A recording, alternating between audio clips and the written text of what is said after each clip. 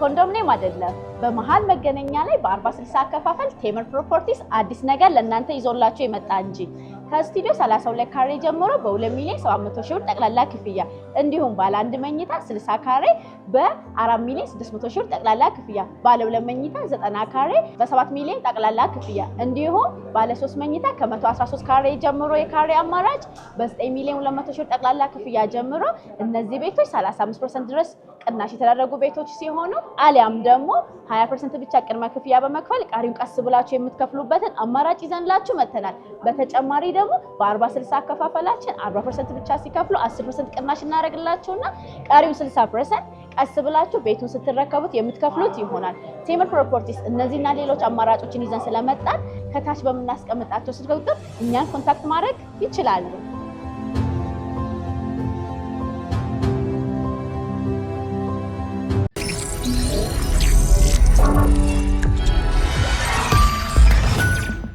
ተቋርጦ የነበረው የአሜሪካ የኢራን ድብደባ ትናንት ሌሊት እንደገና ቀጥሏል። 2 ሰዓት በቆየው ድብደባ በኢራን ኪሽ ደሴት ቡሽሃርና በኩዘስታን ክፍለ ሀገር በርካታ ስፍራዎች በፍንዳታ ተናውጠዋል። ኩዘስታን የኢራን የነዳጅ ኢንዱስትሪ እምብርት ከተማ ናት። በኬሸም ደሴት ላይ በተደረገ ድብደባ አንድ የመኖሪያ ቤት ተመትቶ ባልና ሚስት ከነ 2 ልጆቻቸው ተገድለዋል። የአሜሪካ ማዕከላዊ እዝ ስለ ጥቃቱ በሰጠው መግለጫ ኢራን ውስጥ በሚገኙ የእስላማዊ አብዮታዊ ዘብ ኮሩ በደርዘኖች የሚቆጠሩ ኢላማዎች ላይ ከባድ የተባለ የድብደባ ወጀብ ተፈጽሟል። እዙ እንደገለጸው ጥቃቱ ኢራን በትናንትናው ዕለት ለመካከለኛው ምስራቅ በሚገኙ የአሜሪካ ኃይሎች ላይ ጥቃት ለማድረስ ላደረገችው ሙከራ የተሰጠ ምላሽ ነው ተብሏል። በጥቃት ወጀቡ የተመቱ ኢላማዎች የማዘዣ ማዕከላት፣ የሚሳኤልና ሰው አልባ ተቋማትና ሌሎች ወታደራዊና የቅኝት ስፍራዎች መሆናቸው ታውቋል። በሌላ ዜና በአዲስ ግንባር ንብረትነቱ የአሜሪካ የሆነ ተንቀሳቃሽ የፈሳሽ ጋዝ ማጠራቀሚያ በግብፅ የሜዲትራኒያን ዳሚየት ወደብ ላይ የማን እንደሆነ ባልታወቀ ሰው አልባ ተመቷል። ጥቃቱ ይህ የኢራን ጦርነት ከስካሁኑ የበለጠ ሊሰፋ እንደሚችል ተጨባጭ ማሳያ ሆኗል። እንደ ዘገባዎች እሳቱ የማታ በቁጥጥር ስር ቢውልም በሰው አልባው ጥቃት የአሜሪካ የጋዝ ማጠራቀሚያ ላይ የተነሳው እሳት ወደ ሌላ ማጠራቀሚያም ተላልፎ ነበረ። የተመታው የአሜሪካ ተንቀሳቃሽ ማጠራቀሚያ ኢንርጎስ ዊንተር እንደሚባል ታውቋል። ይህ ብቻ አይደለም። ሮይተርስ የዜና ምንጭ እንደዘገበው ኢራን ከ300 እስከ 400 የሚደርሱ ቻይና ሰራሽ ትከሻ ላይ የሚተኮሱ የአየር መከላከያ ሚሳኤሎችን እየተጫነላት እንደሆነ ዘገባዎች ያመለክታሉ። ቻይና በይፋ አስተባብላለች። ዶናልድ ትራምፕ ይህ እንዳይሆን በማለት አስጠንቅቀዋል። ወደ $70 ሚሊዮን ያወጣችበት ግዢ ነው ተብሏል። የጦርነት ሁኔታ በምታዩት መልኩ ከድጡ ወደ ማጡ እየገባ ነው። ይህ ከዓለምነህ እንስማ ፕሮግራማችን ነው። ከዓለምነህ እንስማ። በእርግጥም ጦርነቱ ከመቼውም ጊዜ በላይ እየተፋፋመ ነው ማለት ይቻላል። የመሳሪያ ግዢውም እየተጧጧፈ ነው። ዓለም ጦርነቱ በእርግጥም ከመቼውም ጊዜ በላይ እየጎነ ይቀዘቅዛል ሲል እየፋመ አልመጣም ወይ? የማቆም የእርቅ ተስፋው አለ ወይ? አሁን በዚህ ሳምንት ያየነው ነገር ኢራን ማጥቃት ያደረገችበት የተለመደው ፓተርን አሜሪካ ጥቃት ሰነዝራለች። የአሜሪካንን ጥቃት ለመበቀል ደግሞ ኢራን በሰላጡ ሀገሮች አንዳንዴም በእስራኤል ላይ ያጸፋ እርምጃ ትወስዳለች። የምናውቀው ይሄ ነበር። ኢራን ማጥቃት እየፈጸመች ነው ያልከኝ? ማለት ኢራን ማጥቃት ፈጽማለች። ይሄም ታንኪው ኢራን ማጥቃት ፈጽማለች። የማጥቃት ፈጸመችውም ከትናንት በስቲያ ነው፣ ሌሊት ስለሆነ ነው። ስለዚህ ዶናልድ ትራምፕ ትናንት ለዚህ በቀል እንደሚሰጡት ተው ነበር። ያው ሌሊቱን ፈጽመዋል። ይሄ የሚያሳየው ለመጀመሪያ ጊዜ የተፈጠረ ነው። ኢራን ዮርዳኖስ በሚገኙት የአሜሪካ ኃይሎች ላይ ሚሳኤሎች ተኩሳ ነበር እና ተኩሱም ያልተጠበቀና ድንገተኛ ነው። ምክንያቱም ፓተርኑ የለም።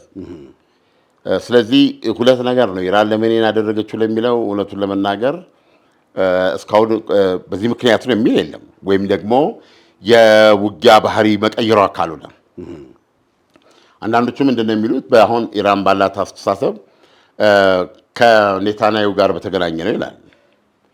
ኔታንያሁ አሜሪካ ሄደዋል። ኔታንያሁ አሜሪካ ሄደው ከፕሬዚደንት ዶናልድ ትራምፕ ጋር ትናንት ማክሰኞ ነው የተነጋገሩት። በኢራኖች አንደርስታንዲንግ ኔታንያሁ ወደ አሜሪካ ሲሄዱ የፒካክስ ተራራ ስር ኢራን አዲስ ወደ 100 ሜትር በታች አላት የሚባለው የኒውክሌር ማብለያ በለው የኒውክሌር ተቋም እና እሱንና ሌሎች የሚመለከቱ የስለላ መረጃ ይዤ ነው የሚሄደው ብለዋል ስላሉ አሁን ኢራኖች ብቻ ሳይሆኑ ራሱ ምክትል ፕሬዚደንቱ ማለት ነው የአሜሪካ ማን ነው ኔታንያሁ ትራምፕን አግኝተው ከሄዱ ወደ ፍልሚያ ነው የሚኬደው። ይሄ ደግሞ ምክትል ፕሬዚደንቱ ደግሞ በድርድር ያልቃል ብሎ የሚያስብ ሰው ነው። ስለዚህ ብዙ አስቸጋሪ ነገሮች ነበሩ ይሄ እንዳይካሄድ። ኤኒዌይስ አሁን መጨረሻ ላይ የሊንድስሌይ ቀብርም ስለነበረ ከሱ ጋር ተያይዞ ኔታንያሁ ወደ አሜሪካ መግባታቸው ኢራኖች ምናልባት ያው ኔታንያሁ ገቡ ማለት የሆነ ዘመቻ ይመጣል። ያ ከሆነ ደግሞ እስራኤል ትሳተፍ ትችላለች።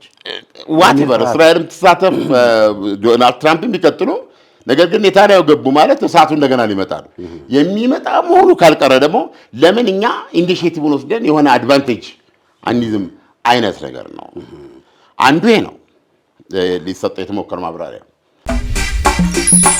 ዳና የውስጥ እግር ማሳጅ የረኩበትንና ጥቅሙን በሚገባ ያጣጣሙበትን አገልግሎቱን በማስፋፋትና በማሳደግ እነሆ ሁለተኛ ቅርንጫፉን ከፈተ። ዳና በአዲሱ ቅርንጫፋችን ሙሉ የማሳጅ ስቲም፣ የሳውናና የሞሮኮ አገልግሎት መስጠት ጀምረናል። ለቤተሰብ ለጥንዶችና ለሙሽራዎች ከነሚዜዎቻቸው ዳና ማለፊያ ምርጫ ነው። ዳና ቁጥር 1 ብስራተ ገብርኤል አፍሪካ ህንፃ 3ኛ ፎቅ። አዲሱ ቅርንጫፋችን ቡልጋሪያ ማዞሪያ በግዙፉ ድሪም አፓርትመንት። ዳና። ሁለተኛው ምንድነው? ኢራን ይህን ጥቃት ያደረገችው አንደኛ ከኔታንያሁ አሜሪካ መሄድ በኋላ እንደገና ደግሞ በኢራቅ የደጋፊ ኢራን ሚሊሻዎች አሉ። ፒኤምሲ ነው የሚባሉት፣ ፖፑላር ሞቢላይዜሽን ፎርስስ ይባላሉ። እነዚህ ሺዓ ኃይሎች ናቸው እና ያው የኢራን ተቀጽላዎች ናቸው። እነሱ ከ30 በላይ ሰው አልቦች ተኩሰው ሳውዲ አረቢያ ላይ ጥቃት ፈጽመው ነበረ እና በዛ ጥቃት ሁሉም መልሻሉ ነው የምትለው። አንዳንድ ዘገባዎች ግን የማጣሪያ እንደዚህ ሳይመታባት አልቀረም ተብሏል። አሁን ሳውዲ አረቢያ ከነሱ ጥቃት እንደተሰነዘረባት ስትገልጽ እነሱ አስተባብለዋል። ኢራቆች እኛ አላደረግንም፣ ከሀውቲዎች ጋር ጠብ ያላት እና ግን አሁን አክቹዋሊ የተመታችው ከኢራቅ ነው። ስለዚህ ሌሊቱን አሜሪካና ትናንት ሌሊት ማለት ነው፣ ዛሬ ሌሊት የዛሬው ነው፣ የትናንት ሌሊት ማለት የሰኞ ሌሊት ሰኞ ሌሊት አሜሪካና የሳውዲ አረቢያ አየር ኃይል በጋራ ኢራቅ ውስጥ የነዚህን ጽህፈት ቤት፣ የተለያየ መሳሪያ ማከማቻ እንደዚህ የመሳሰሉትን በመላ አገሪቱ ደብድበዋል እና 20 አባላቶች ተገለውባቸዋል። ከፍተኛ ባለስልጣኖች ጭምር የዚህ የሚሊሻዎቹ ከባድ ጉዳት ነው ያደረሰባቸው በእንትን ደረጃ። አሁን ይሄ ጥቃት ከደረሰ በኋላ ስላደረገችው ደግሞ ፕሮባብሊ ይሄ አይመለከታትም። ይሄ ኢራቅ ውስጥ የተካሄደ ጥቃት ነው። ስለዚህ ኢራን ያንን ለመበቀል ይሆን ዮርዳኖስ ላይ ተኮሰችው ገብቷል። በአሜሪካና በኢራን መካከል ቀጥተኛ ተኩስ አልነበረማ። አዲስ አይደለም ወይ? አሁን ለምሳሌ ከኢራቅ የሚተኮሱ መሳሪያዎች ከአሁን ቀደም አልተተኮሱም እና ይሄ ተኩስ አዲስ ተኩስ አይደለም ወይ? ኖ የኢራን እንትኖች እኮ አሉ። በእስራኤል ላይ ተኩሱ ነበር እኮ። ከኢራቅ ሆነው ወደ እስራኤል ኦፍ ኮርስ ከኢራቅ ሆነው ወደ እስራኤል ተኩሱ ነበር። አሁን ምንድነው ሳውዲ አረቢያ ከሀውቲዎች ጋር ነው በቀይ ባህር አትተላለፊ ብለው መርከቧ ላይ እገዳ ጥለዋል። ሲያስፈልጋቸው ሳውዲ አረቢያ ጥቃት ፈጸመች ብለው በቀጥታ የነዳጅ እንትኗን መምታት ይችላሉ። ያ ጦርነት ተቀስቅሷል በዛ። አሁን ከኢራቅ ለሀውቲዎች በማገዝ ነው ከኢራቅ የተኮሱት። ለምን? እነዚህ ሁሉ አንድ ናቸው። ሀውቲ ኢራን ነው አይደለም እንዴ? እነዚህ ኢራን ናቸው። ሂዝቦላ ኢራን ነው። ካይንድ ኦፍ እንትን ነው። ያው የተጋትሮ ተራዳ ካለው ስለዚህ አሁን ምንድነው ማለች ኢራን ይሄን እርምጃ ስትወስድ ያልተለመደ ነው ሆኖ ያቀም ምናልባት ኢራቅ በሷ ተቀጸላዎች ላይ ለደረሰው ጥቃት መበቀል ይሆን የሚል ይሄ በግምት ደረጃ ነው ያለው። ሌሎች ግን የሚሉት ራሱን የቻለ ነው። ይሄን ስታደርግ ራሷ ኢራን የአሜሪካ ጥቅሞች ላይ ጥቃት ስትሰነዝር የአሜሪካ የበቀል ጥቃት እንደሚመጣ ታውቃለች ነው። ስለዚህ ኢራኖች ፈልገውታል ይሄ ጦርነት ማለት ጦርነቱ አሁን የጀመረው ማለት ምንድነው በኢራኖች ምክንያት ማለት ነው። አሜሪካ ጦርነቱን አቁማ ነበር አይደል? አሁን ጦርነቱ ዛሬ የተደበደቡት ኢራን ዮርዳኖስ ላይ 5 ሚሳኤል ስለተኮሰች ነው። 5 ነው ያሉት፣ 5ም ከሽፏል ለሚባሉና ይሄ በባህሪው አዲስ ነው። እና እንግዲህ ጦርነት ከዚህ በኋላ እንዴት ኢቮልቭ ያደርጋል አናውቅም። ለምሳሌ በእኛ ሰዓት አቆጣጠር ከሌሊቱ 9 ሰዓት ነው የተጀመረው ድብደባው። 2 ሰዓት ታሪክ እስከ ሌሊቱ 11 ሰዓት ነው። አሁን እናንተ ስናወራ ፕሮባብሊ ኢራን በሰላጤው አገሮች ላይ የበቀል እርምጃ እየወሰደች ሊሆን ይችላል። ይሄን ደግሞ ተከትሎ አሜሪካ ትወስዳለች፣ ተመልሰን እዛ ቪሽየስ ሽክርክሪት ውስጥ ተመልሶ ይገባል። አሁን ያው የኢራን ውሳኔ ለመገምገም እጅግ አመቺ ባልሆነ ሁኔታዎች ነው ያሉት። ምክንያቱም የኢራን በር ሁል ጊዜ ክፍት ነው። ኢራን ለመደብደብ ሁል ጊዜ ዝግጁ ናት። ስለዚህ አሁን ኢራንን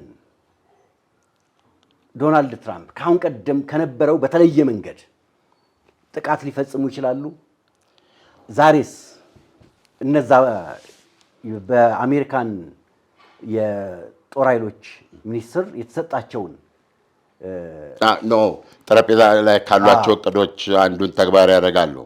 የዛሬውን ድብደባ ስታየው የባለፈው የ13 ቀናቱ ድብደባ አካል ነው የሚመስለው። የተመቱት ኢላማዎች ሲዘረዘሩ ሰምተሃል። ክብደት ሊኖረው ይችላል። እንትኑ አንድ አይነት ነው። ኢትስ ላይክ ከ13 ቀን በኋላ እንደቀጠለ አይነት ነው የምትቆጥረው። ሰዓቱም 2 ሰዓት ነው። ስለዚህ ነገሮች በጣም እየተባባሱ እንደሚሄዱ አመልካች አይደለም። የዛሬው ጥቃት 14ኛ ቀን ጥቃት ነው የሚመስለው። ዛሬ የተለየ ነገር አይተን ቢሆን ኖሮ ፕሮባብሊ እንደዛ የሚል ነው እና አሁን ለምሳሌ ዛሬ ይሄ ጥቃት ይቀጥላል አይቀጥልም በአሜሪካ እርግጠኛ አይደለም። ያው መቷት ዋጋዋን አገኘች ብለው ሊያቆሙት ይችላሉ። ግን ኢራን ይሄኛው ጥቃት ደረሰብኝ ብላ ደግሞ ምን እንደምታደርገው አጸፋዊ ምላሽ ትሰጣለች። ያ የምትሰጠው አጸፋዊ ምላሽ ይወስነዋል የሚቀጥለውን። ስለዚህ አሁን እጃችን ላይ የኢራን የለም። በነገራችን ላይ ዛሬ አንድ አዲስ ነገር ለማድረግ ሞክረናል። አድማጮቻችን የሚሰጡትን አስተያየት እናነባለን። ትንሽ ቡና እንኳ ብታደርጉ እናንተስ ቡና ብትጠጡ የሚል ነበረ። የእውነት ለመናገር በጣም እንዳዘኑልን ነው። ምክንያቱም አሁን የባለፈው ፕሮግራም 1 ሰዓት ነው። 1 ሰዓት ፕሮግራም በውሃ ብቻ ነው ያሉት። ስለዚህ እንግዲህ በየፕሮግራማችን ላይ ለማድረግ እንሞክራለን እና ዛሬ እንግዲህ ያመጣ ነው የባልደረባችንን ነው ያመጣ ነው። ራሷን ታስተዋውቃቸዋለች። ሰሊና እባላለሁ። የአዋዜ ባልደረባ ነኝ። ከአሁን በኋላ እንግዲህ ከእናንተ ጋር ቡና እያፈላውላችሁ አብሬያችሁ ቆይታ አደርጋለሁ ማለት ነው። ይሄ ተደራቢ የፕሮግራሙ ድምቀት ቡና ማለች እሷ ይላሉ። ማነው ስምሽ? እሺ፣ ሙሉ ስሜ ሰላማዊት ብርሃኑ ነው። ያው የሚዲያ ስም ወይም ኒክኔም ነው ሰሊና። ኦኬ። ጋዜጠኛ ነኝ። የአዋዜ ባልደረባ ነኝ። የአዋዜ ባልደረባ የኢሳግ ኢንተርቴንመንት እና የአዋዜ ባልደረባ ነኝ። ምን ያህል ነው አድማጮች በምን ላይ ነው የምታቀርቢው? በዚሁ አጋጣሚ እንዲያውቁሽ። ኢሳግ ኢንተርቴንመንት ላይ መዝናኛ ቻናል አለ፣ እዛ ላይ ያገኙኛል። በዚህ በባህረ ሰላጤ ጦርነት ጉዳይ የለሽበትም? በባህረ ሰላጤው እንግዲህ ከዚህ በኋላ ከእናንተ ጋር አብሬ ፓርቲስፔት አደርጋለሁኝ። እና ወይስ ጦርነት ነው ብለሽ ነው? ጦርነት ያው እንግዲህ እስቲ እያየን ሰው አድማጮቻችን ዛሬ ምን ያህል ለነሱ ጥያቄ ትኩረት እንደምንሰጥ ያሳያል። እግረ መንገድ አለም ኢሳግ ኢንተርቴንመንት የአዋዜ ታናሽ ወንድም መሆኑን እየነገረችን ነው። ታላቅና ታናሽ የለውም። ፓርትነርስ ያው ፓርትነር ነው፣ ግን አዋዜ ትንሽ ዳጎስ ያለ ነው። ገባ ተመልካቾቹ አንድ ነው። ለማንኛውም የሴት ባልደረባችንን ያስተዋወቅ ነው። ስለዚህ በዛም በኩል የመዝናኛ ፕሮግራሞች የምናቀርብበት ስለሆነ በተለያየ ማህበራዊ ጉዳይ ላይ ሰማለሁኝ በጣም ኢንተረስቲንግ ነገሮች ይነሳሉ እና ሰዎች በዚህ አጋጣሚ የመዝናኛ ጉዳይ ለማየት ሲፈልጉ ምን ማድረግ አለባቸው? ኢሳግ ኢንተርቴንመንትን ላይክ፣ ሰብስክራይብ፣ ሼር ብታረጉ እንዳትረሱ። የደውል ምልክቷን ጠቅ አድርጓል። መርሃባ ሰው ቡናችንን እንጠብቃለን። ኦኬ። ስለዚህ እንዳልኩ ነው ያለው ሁኔታ ይህንን ነው የሚመስለው። ዓለም እንግዲህ የመካከለኛው ምስራቅን ስንመለከት ከጊዜ ወደ ጊዜ ለመተንበይ በሚያስቸግር ሁኔታ ውስጥ ነው ያለ ነው። ኢራን ወዴት አቅጣጫ ዓለምን እየወሰደችው እንደሆነ ግራ ነው የሚያጋባው። አሁን ባቤል መንዴልን እንኳን ስንወስድ እሱን ራሱ እየተቆጣጠረችው ነው የመጣችው። አሁን ደግሞ ኢራቅን መጠቀም ጀምራለች። የኢራቅ ማዕከላዊ መንግስት እኔ የለሁበትም ቢልም ከኢራቅ አካባቢ የሚተኮሱ መሳሪያዎች ደግሞ ጥቃት እየፈጸሙ ነው እና ይሄ ዓለም ያንተን ቋንቋ እንደው ቀጥታ ልትጠቀመውና የተጋትሮ ተራዳው ከጊዜ ወደ ጊዜ የጦርነት ሂደቱን እያሰፋ ዓለምን እያስጨነቀ አልመጣም ወይ? አዎ እያሰፋ የመጣው አሁን እንደውም ሌተስቱ ዜናው ላይ ሰምተው እንደሆነ ለመጀመሪያ ጊዜ የጦርነት ከተጀመረ ለመጀመሪያ ጊዜ የግብፅ የሜዲትራኒያን ወደብ ላይ የነበረ ተንቀሳቃሽ የአሜሪካ የነዳጅ ዘይት ታንከር ነው ማጠራቀሚያ እሱ ተመቷል።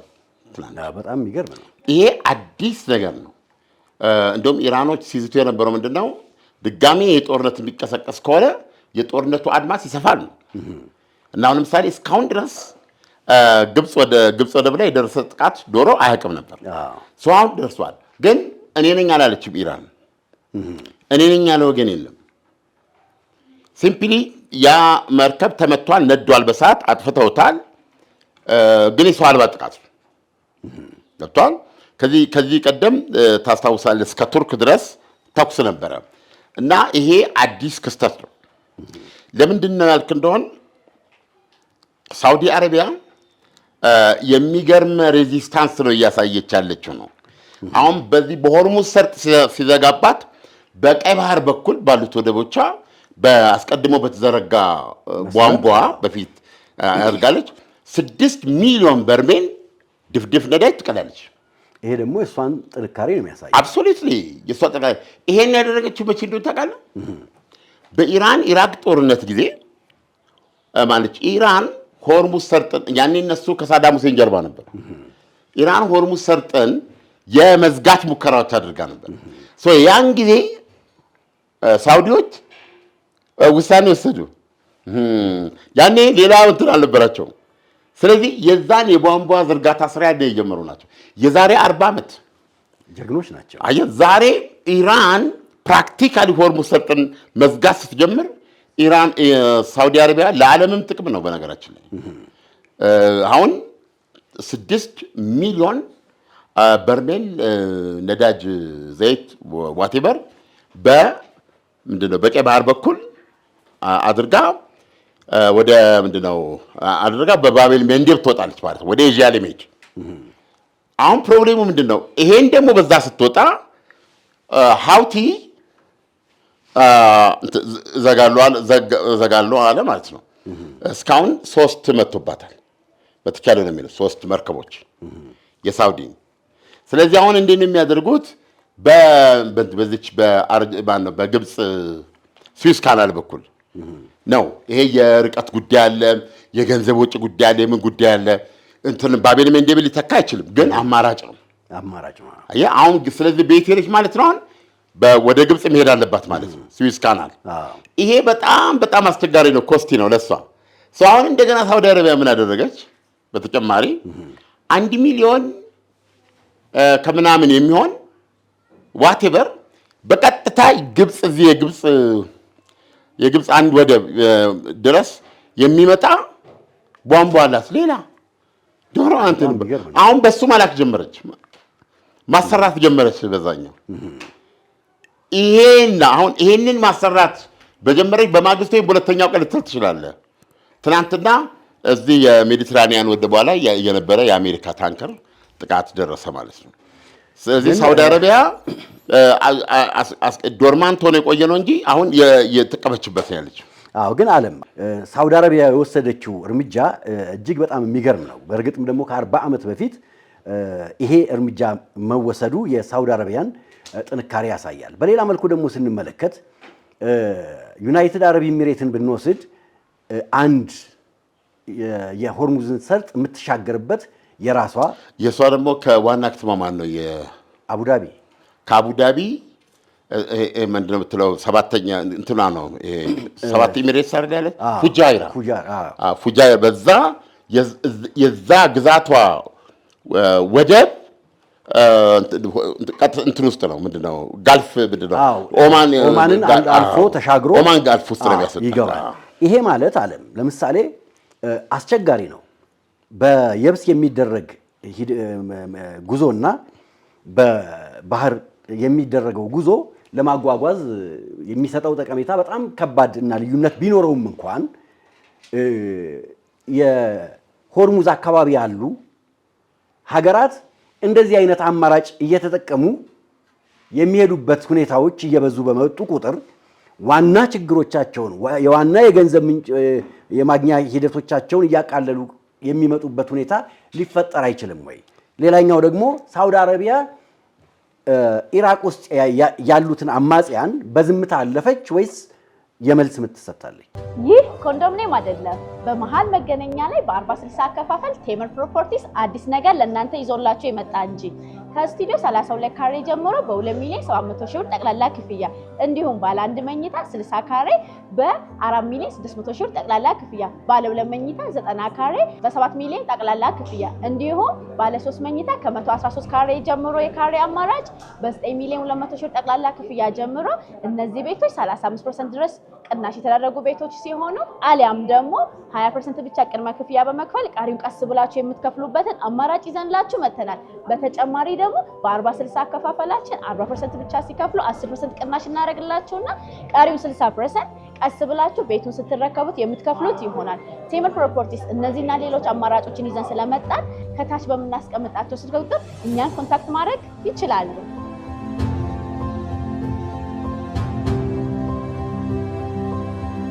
ሳውዲ አረቢያማ ደበደበች ከአሜሪካ ጋር ሆና የሰኞ ዕለቱ ድብደባ እኮ እሱ ነው እና ከፍተኛ ጉዳት የደረሰባቸው በጣም በቪዲዮ ሲያሳዩ ብዙ ተቋሞቻቸው ተደብድበዋል 20 የሚሆኑ የእስላማዊ ዘብ የኢራን እስላማዊ ዘብ አባላት የሆኑ መኮንኖች 3 ናቸው እንደዚህ አብረው ተገለዋል የተወሰኑ ኢራናውያን ናቸው እነሱ ምዕመናን ናቸው ለጸሎት የገቡትን የገደሉት የሚል ነገር አለ እኔ በጣም ከባድ ጉዳት ደረሰው እና ይሄንንም ኢራን አውግዛለች እሱን አውግዛለች አሁን ትልቁ ነገር ቅድም ላነሳው ጥያቄ ትክክል ነው ኦሬዲ ፕሮጀክቶች አሉ አሁን ለምሳሌ ኢራቅ ወደ ዮርዳኖስ አንዳንድ ለምሳሌ ከዚህ በፊት ተዘርግተው ዶርማንት ሆነው የተተዉ ለምሳሌ ወደ ቱርክ የሚሄድ 1 ሚሊዮን ሊትር ነው 1 ሚሊዮን በርሜል ነዳጅ ወደ ቱርክ አንድ ወደብ ሜዲትራኒያን ይሁን የሱ ወደብ ላይ የሚያወጣ ኦሬዲ የተዘረጋ ግን ሳይጠቀሙበት ለብዙ ጊዜ የቆየ የኢራቅ እንትና ቧንቧ አሁን በሱ ለመሄድ ነው እንደገና ከፍተኛ መጠን ያለው የበርሜል ነዳጅ በአኳባ በዮርዳኖስ አኳባ ወደብ እንትን ለማለት ፕሮጀክት ተወጥሏል ምን እያደረጉ ነው ያሉት አሁን በሙሉ እዛ አካባቢ ያሉት ዋንኛ ኮሞዲቲያቸው ነው ይሄ ነዳጅና የተፈጥሮ ጋዝ ስለዚህ አሁን ከኢራን እንትን ነፃ መውጣት አለባቸው አሁን ኢራን ያደረገችው ነገር እሷ እዚህ ላይ ጂኦፖለቲካል ፓወር አድርጋ ለመጠቀም የሄደችበት መንገድ ጫናው ገብቷል አንዱ ምንድነው ስጋቱ ራሱ አምነዋል ማናቸው እንጂ ቋሊባፍ አምነዋል እኛ በሆርሙዝ ሰርጥ ላይ ብዙ እንዲተላለፍ ነው እንጂ ያለው ምን እንዲቀር አይደለም የምንፈልገው ብለዋል። ግን አክቹዋሊ እየሆነ ያለው ምንድን ነው? ማንም ሰው የማንም ሰው ህልውና ለማንም ሰው አደራ መስጠት የለበትም። በሌላ ሰው በጎ ፈቃድ ኢትስ ኢን አወር ኔቸር በሌላ ሰው በጎ ፈቃድ መጥቶ ህልውና ሊኖር አይገባም። የመጣም ያን ማስከበር አለበት። ያን ጊዜ የዛሬ 40 ዓመት በኢራን ኢራቅ ጦርነት ጊዜ ኢራኖች ያው እና አሜሪካ መቷቸዋል ሞክረዋል። ያን ጊዜ ሳውዲ አረቢያ ምን አደረገች? የራሷን ዛሬ 6 ሚሊዮን በርሜል ነዳጅ በቀይ ባህር በኩል የምታወጣበትን መስመር ቧንቧ ዘረጋች። ይሲ ያኔ ነው መዘርጋት ጀመረችው። እንደዚህ ነው መሆን ያለበት። ስለዚህ አሁን የሆርሙዝ ሰርጥ ሲዘጋ ዓለም ሁሉ እዚህ ላይ በዛ ኢራን ባሰበችው በጣም ትልቅ ችግር ውስጥ ያልወደቀው አንዱ በሳውዲ አረቢያ ምክንያት 9 ሚሊዮን ነው የሷ የቀን ሽያጭ 6 ሚሊዮንን በዛ ትልካለች። አሁን ደግሞ በቀይ ባህር በኩል ሲመጡባት በግብጽ በኩል ለካ ኦልሬዲ መስመር አላት ወደ ግብጽ ወደ የሚሄድ በእሱ ደግሞ መጠቀም ጀመረች። ይሄ የሚያሳየው ምንድነው? በምንም ታምር የአስብቶ ገዳዮች ኢላማቱን ገባ። አሁን ኢራን ነጭ እርግብ ምንድነው ነጭ ባንዲራ ይዛ ቆሎና ቡና አድርጋ ማለት ነው ጀልባዎች ሲያልፉ እንኳን ደህና መጣችሁ እንኳን ደህና መጣችሁ እባብ ለእባብ ይተያያል በካሁን ያለው አማራጭ ሊኖር ይገባል። ምንድነው ብዙዎች አሁን እንደውም ስትራቴጂስቶች የሚፈሩት የተወሰነ ዓመት በኋላ ቫልዩ ሊያጣ ነው። ፕሮባብሊ የኢራን አብዮተኞች የሚዋኙበት ብቻ ነው የሚሆነው ሆርሙዝ ሰርጥ።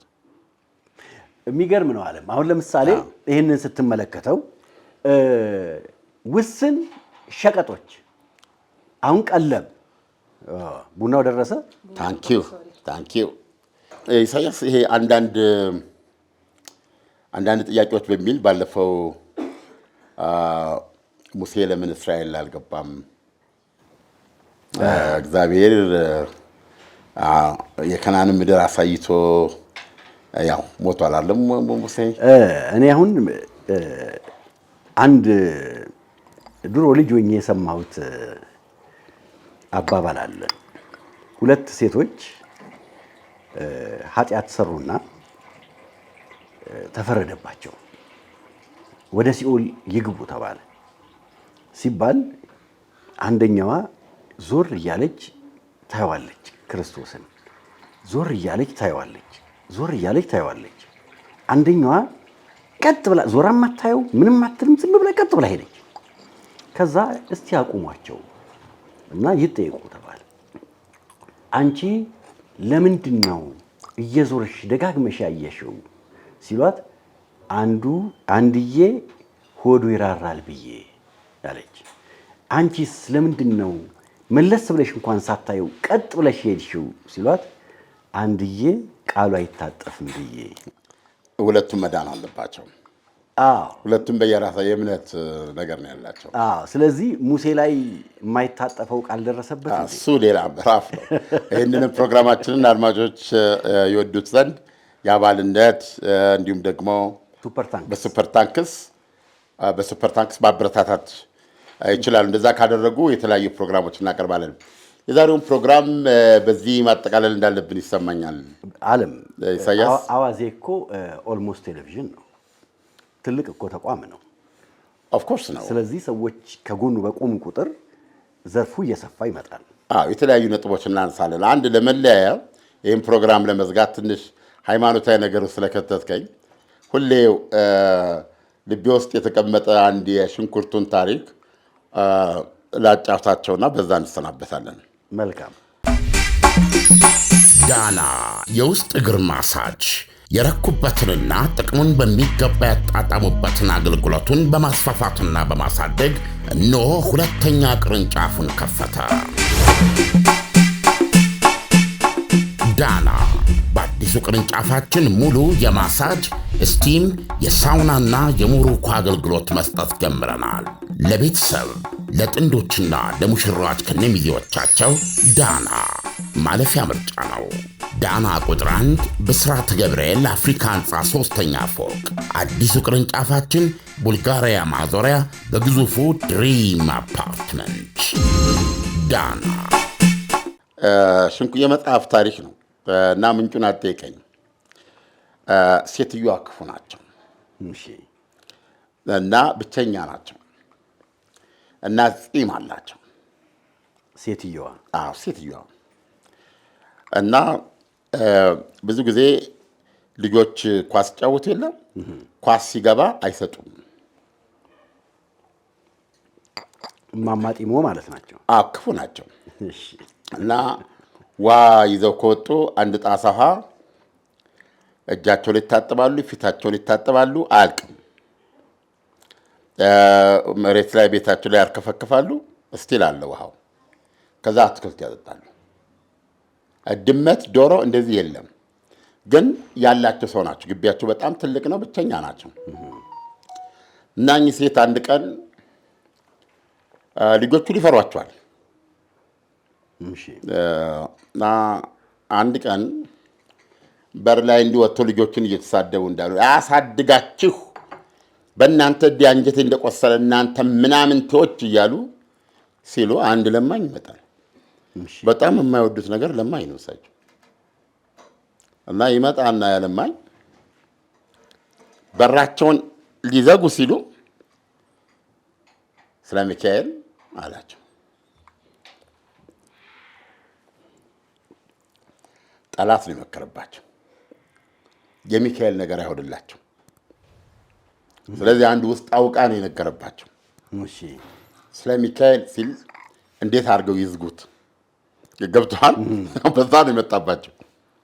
በሩን ገርበብ እንዳደረጉ ሄዱና ከአትክልቶቻቸው መካከል አንድ ነጭ ሽንኩርት አንድ አድርገው እሱንም አልሰጡትም። በሱ ስጦታው ለመወርወር በነጭ ሽንኩርት መጥተው ያውልህ አሉት እና ይዘው ሄደ። ሞት አይቀርም። እኚህ ሴትዮ ሞቱ። ሲሞቱ አሪፍ ቡና በመጠጣታችን ይሄን የምናወራው እና ለብቻ አውጥተህ የምናቀርብላቸው ለአድማጮቻችን ነጭ ሽንኩርት። ከዛ ወደ እውነቱ ቦታ ሄዱ። ያው እዛ ደረሱ። ቦታቸው የት ነው? ገነት ነው ሲኦል ነው? የሳቸው ቦታ ሲኦል አስቀድሞ የተቀመጠ ነገር ነው እና እዛ ገብተዋል። ወደ ሲኦል ገብተዋል። ነገር ግን የሚካኤል ወዳጅ ናቸው። ቅድማ አይተሃል። የለም ኮምፓሽን ምናምን የሚባል ነገር የለም። ግን በሚካኤል ነው የመጣባቸው ያስብ ሲሉ እና ይህንን ሚካኤል ያው ዳኛው ክርስቶስ ነው እሱ ያስረዳል። ማድረግ ይቻላል። አሁን ምን መውጫ አላት እሷ ብሎ ሲል ሚካኤል በስሜ አንድ ነጭ ሽንኩርት ሰጥታለች ይላል። ስጦታ ከተባለ ኢነር ላይፍ እንዲህ ብለህ ስታይ አንድ ደግነት በስሜ አንድ ነጭ ሽንኩርት ሰጥታለች ሲል ወይ እንደዛ ከሆነ በሽንኩርቱ አውጣት ይለዋል። ከሲኦል ያንን ነጭ ሽንኩርት ይዝና በምን እነ ሌኒን ምናምን እዛ ውስጥ አሉ። እንግዲህ ያው ምንም ጥርጥር እና ያንን ነጭ ሽንኩርት ያደርገዋል ማለት ነው። የጥልቅ ጉድጓድ የእሳት ጉድጓድ ነው። ሲያደርገው ይጸልያል ክርስቶስ ማለት ነው። ማነው ሚካኤል ይጠብቅለታል። ያረዝማል። ገባ እና እሷ ጋር ደረሰ። የተወረወረ ማለት ዘላ ያዘች። ቢቃሪ መጣች ማለት ነው። ከእንትን ልትወጣ ማለት ነው ከሲኦል ኦፍኮርስ በጣም በእንትኑ ምክንያቱም ሊበጠስ ሲል ይጸልያል፣ ያረስፍለታል። በዛች ነጭ ሽንኩርት ኦልሞስት ወጣችና እዚህ አፋፉ ላይ ደርሳ ልክ እንዲህ ገነት ይታያታል እና በቃ የገነት ብርሃን ፊቷ ላይ አርፏል። ግን ለመጀመሪያ ጊዜ ወደ ኋላዋ ዞር ስትል ምንድን ነው የሚከብደኝ ስትል ሺህ የተኮነኑ ነፍሶች የእሷን እግር ይዘው ተንጠልጥለው አብረው መጥተዋል። በእኔ ሽንኩርት አዳሜ ልጸድቅ ያለችና በእርግጫ አመታቸዋለሁ ብለህ ስትሰነዝር ሽንኩርቱ ተበጠሰ እና ተመልሳ ጥልቁ የሲኦል ጉድጓድ ውስጥ ቀረች። ምንም ሊያደርግላት አይችልም። ከማማ ሽንኩርት ኃጢአትና ግፍ ይሰውራል። በነገራችን ላይ ይሄ ከዶስቶቭስኪ በጣም የታወቀ ደራሲ ነው። ከሱ መጽሐፍ አንድ ፓርት ነች እቺ። ደስ ትላለች። የወሰድኩት ነው እና ስለዚህ የቡና ግብዣችን ትሆናች። ያ ዛሬ ፈታ አድርጎናል ቡናውን። እናመሰግናለን። አድማጮቻችን መሰናበት ትችያለሽ። ቡናው ግን አስተያየት አልሰጣችሁም። ኢትስ ዋንደርፉል ቆንጆ ቡና ነው። ኦነስትሊ በጣም አሪፍ ቡና ነው እና ይሄው ነው የዛሬ ፕሮግራማችን። ይህ ከዓለምነህ እንስማ ፕሮግራማችን ነው። ከዓለምነህ እንስማ ቡናውን ብትቀምሱት በጣም ጥሩ ነበረ፣ ግን እንዴት አድርገን። የዛሬው ፕሮግራማችን ይህንን ይመስላል። በነገራችን ላይ ላይክ፣ ሰብስክራይብ፣ ሼር ሱፐር ታንክስ ውስጥ በመግባት ማበረታታት ይቻላል፣ አባል መሆንም ይቻላል። ግን ፕሮግራማችን ሁልጊዜ እናንተ ጋር እንዲመጣ ከወደዳችሁና ከፈቀዳችሁ የደውል ምልክቷን ጠቅ አድርጓት። ዛሬ ሐሙስ ነው፣ ማክሰኞ እንገናኝ።